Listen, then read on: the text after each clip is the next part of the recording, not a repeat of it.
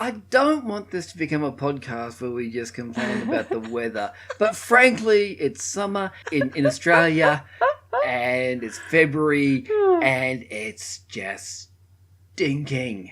It's like this every February. We just forget. We go into denial at around about August, September and go, nah, it's not that bad. But then in February we remind ourselves how bad it is. Yeah.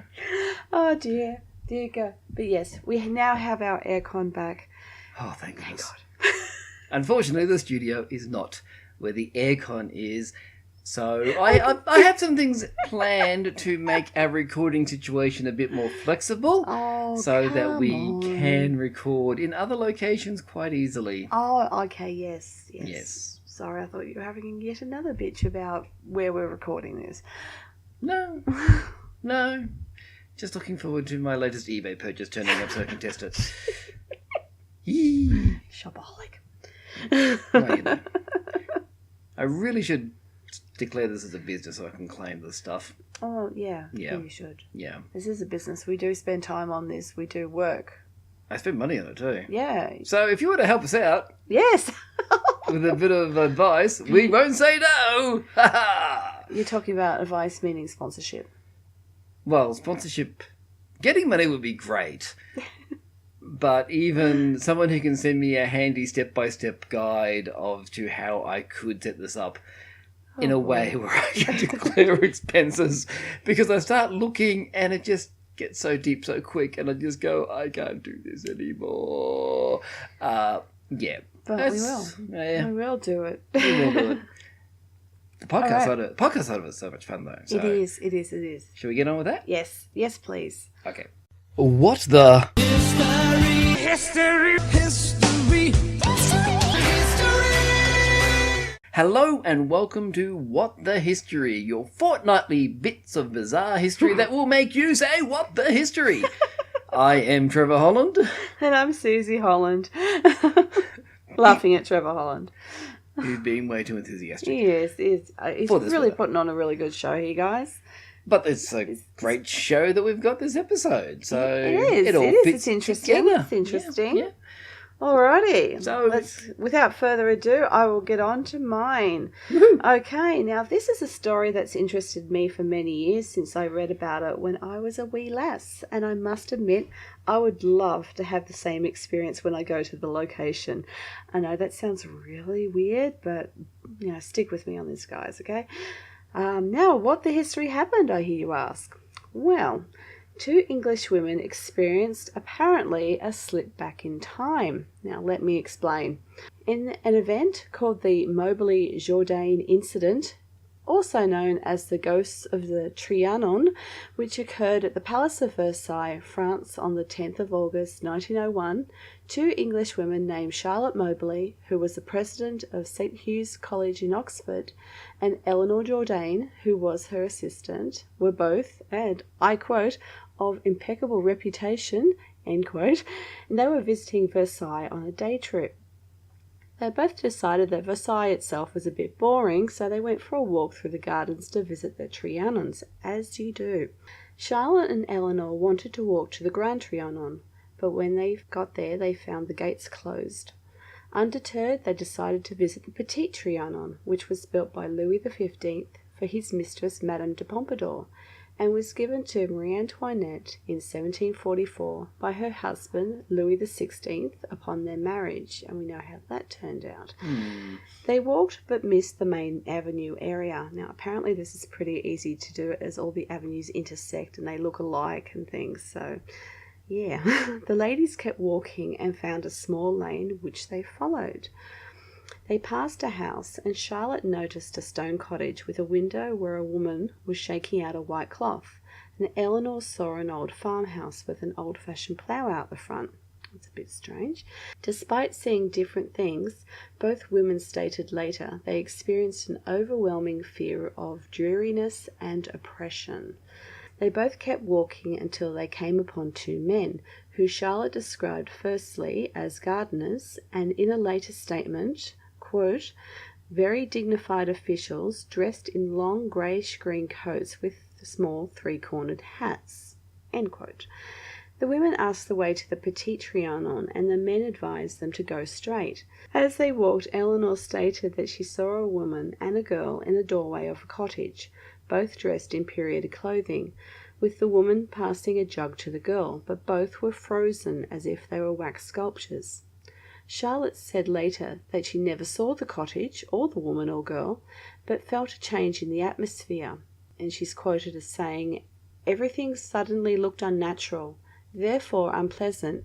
Even the trees seemed to become flat and lifeless, like wood worked in tapestry. There were no effects of light or shade, and no wind stirred in the trees." End quote.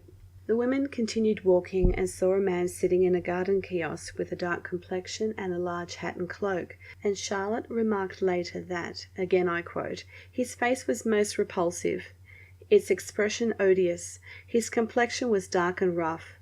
Eleanor went further, stating, "The man slowly turned his face, which was marked by smallpox. His complexion was very dark. His expression was evil and yet unseeing, and though I did not feel that he was looking particularly at us, I felt a repugnance to going past him." End quote. Ooh.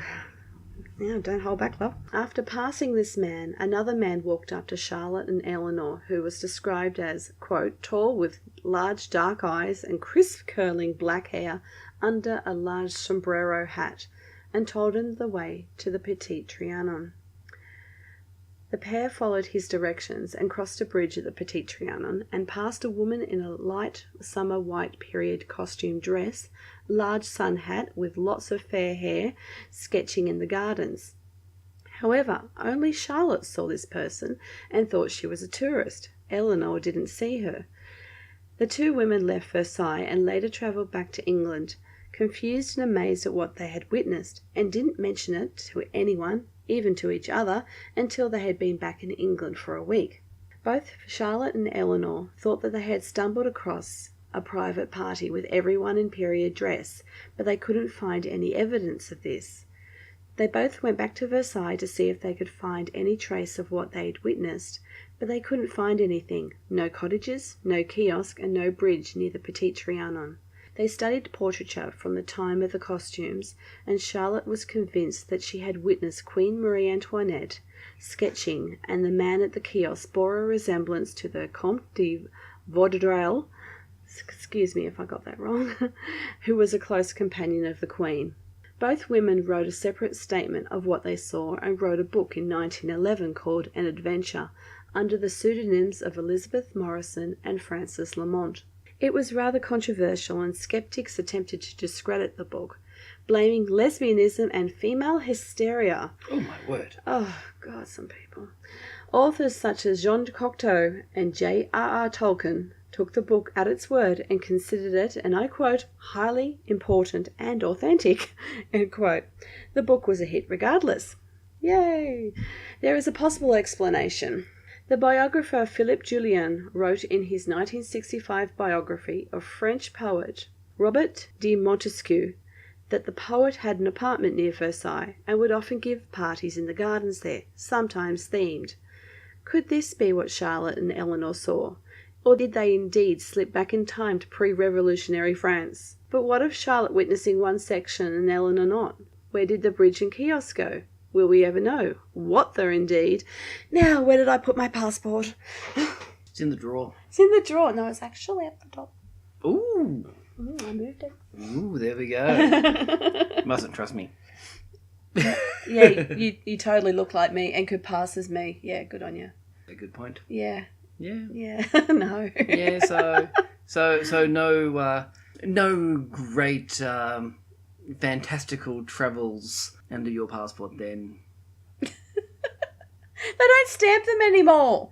No journeys to previous unknown and mysterious locations. I know this is part of your segue, but it's too hot for me to understand what you're talking about.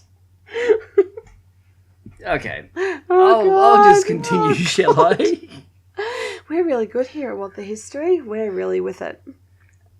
We're trying.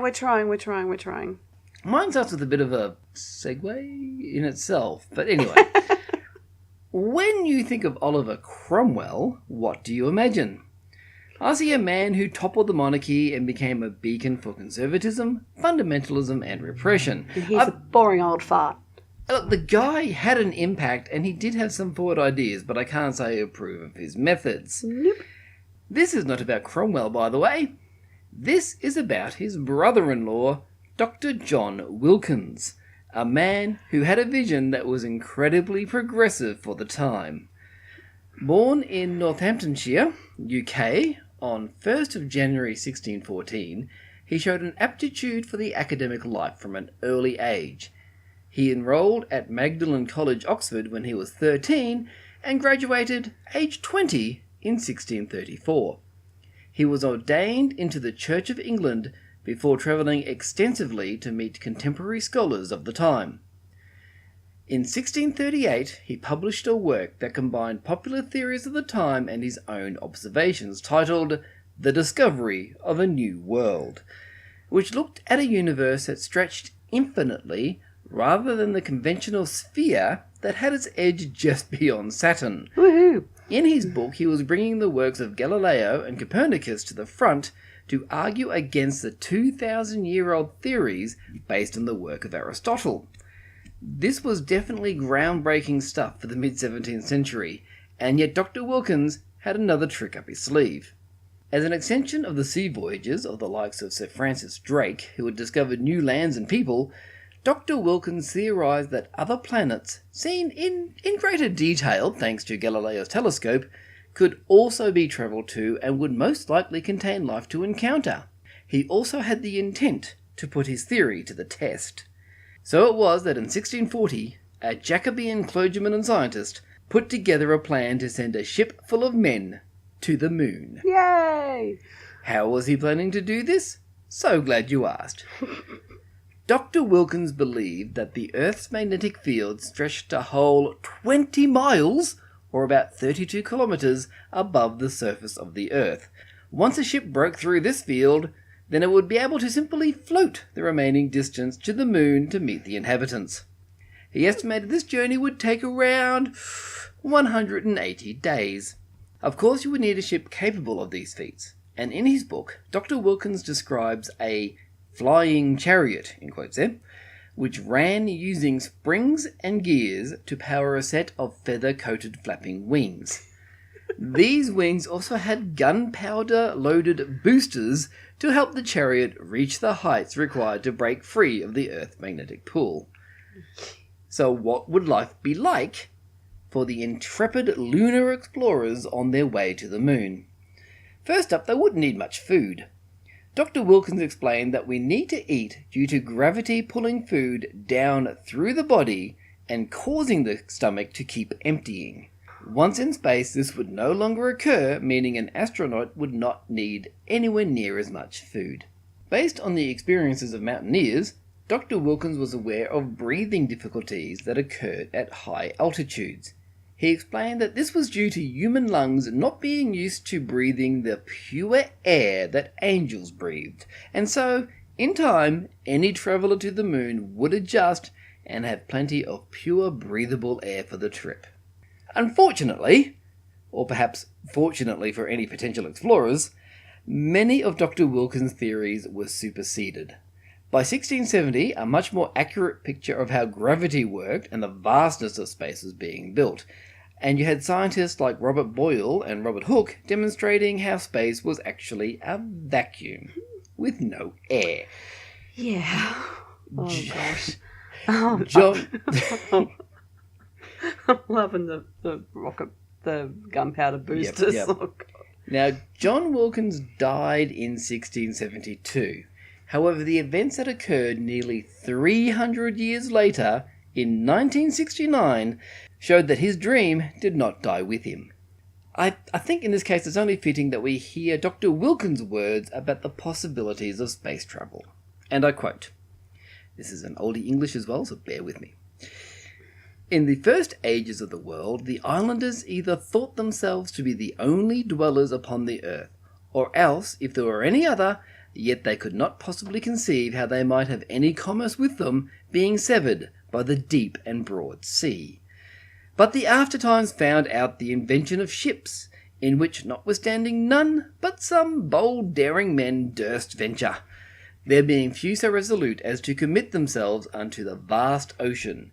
And yet now how easy a thing is this, even to a timorous and cowardly nature.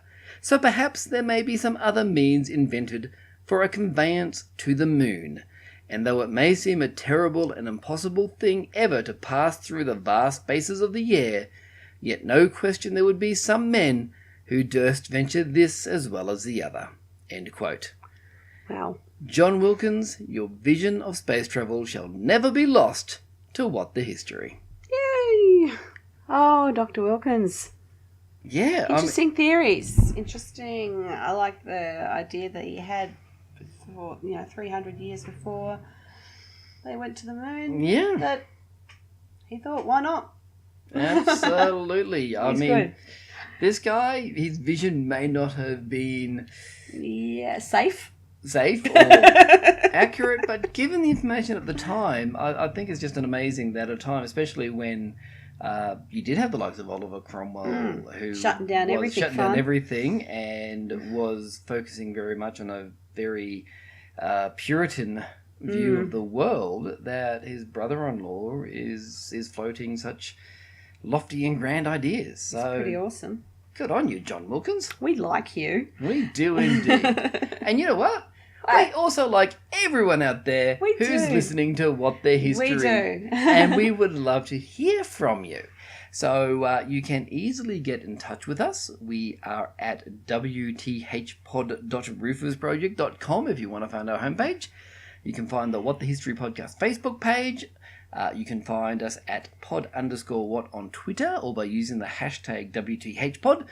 You can even send us an email to podcast@rufusproject.com or find the Rufus Project YouTube channel where enhanced version of our podcasts are now appearing. Yeah. If you also want to know more about the topics we've discussed tonight, there are links to our references just down below in the podcast description. Unless you're watching the enhanced podcast, in which case there is a link to a page with links to our references. There's links upon links upon links. It's everywhere. Linkception. And Linkapalooza. It's a link party. And oh, dearie me, the heat is boiling our brains. Let's just stop there. Yes. Let's just stop there. So I hope you have enjoyed this episode of What the History. And we will be back in a couple of weeks' time with 2 more bizarre bits of history to make you say, What the History. Catch you then. Good night, everyone. Good night. We love you. Bye. Fly me to the moon. Let me play among the stars. Let me see what spring is like on Jupiter and Mars. In other words, hold